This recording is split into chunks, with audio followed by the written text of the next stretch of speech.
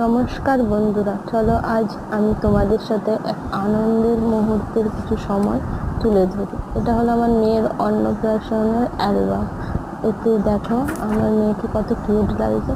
এটা আমি আর আমার মেয়ে, ওই আমার জীবনের সব থেকে সেরা গিফট, আর ওই আমার জীবন। এটা আমার শ্বশুর মশাই আর আমার দাদা বৌদির